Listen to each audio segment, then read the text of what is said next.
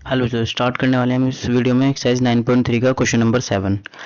इसमें क्या होने वाला है, क्वेश्चन में पढ़ते हैं if diagonal of a cyclic quadrilateral. ये कह रहा है एक साइक्लिक क्वाड्रिलेटरल है और जो उसके डायगोनल है ना आर डायमीटर्स। ध्यान समझो, इफ डायगोनल जो डायगोनल है साइक्लिक क्वाड्रिलेटरल के वो डायमीटर है ऑफ अ सर्कल, सर्कल के वो डायमीटर है, वे जो है सर्कल के डायमीटर है। Through the vertex of the quadrilateral prove that it is a rectangle. तुम्हें ये प्रूफ करना है कि वो एक रेक्टेंगल है, सॉरी रेक्टेंगल, वो जो क्वाड्रिलेटर है वो एक रेक्टेंगल है, ये हमें यहाँ पे प्रूफ करके बताना है। तो हमने क्या करा, एक सर्कल बना लिया, ठीक है। उसके अंदर हमने 4 पॉइंट से हमने क्या करा, एक साइक्लिक क्वाड्रिलेटर बना लिया ए बी सी डी। तो यहाँ पे हम लिख देते हैं, यहाँ पे सॉल्यूशन में हम क्या कर रहे हैं, सॉल्यूशन में ड्रॉ cyclic quadrilateral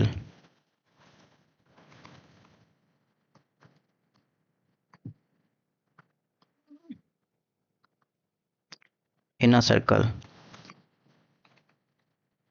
हमने ड्रॉ कर लिया जो, और जो कि है हमारा cyclic quadrilateral A B C D.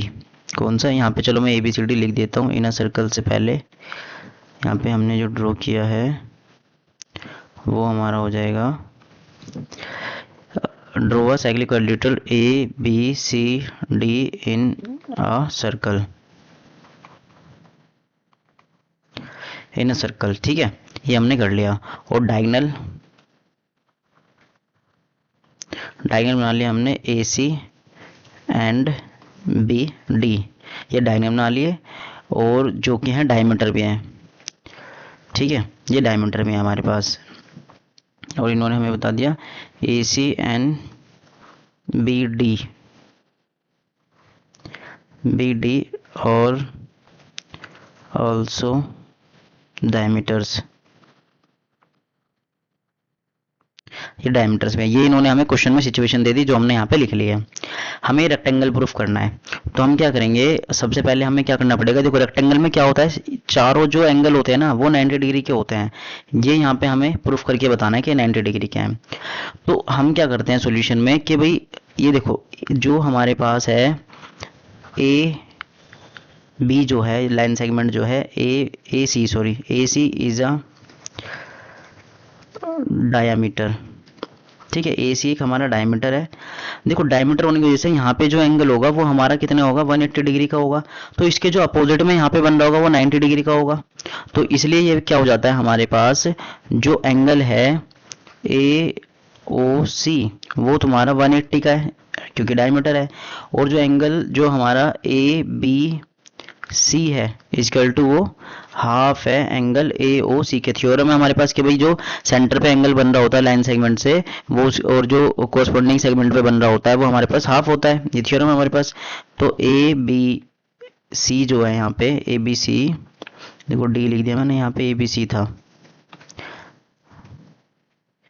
A B सी जो है वो हमारा हो जाएगा हाफ इंटू 180, जो कि हमारे पास एंगल ए बी सी जो आ गया वो आ गया 90 डिग्री का।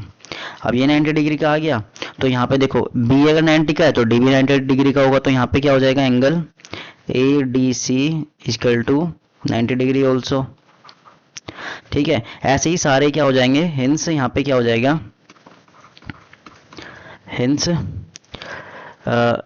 ए B C D is a rectangle,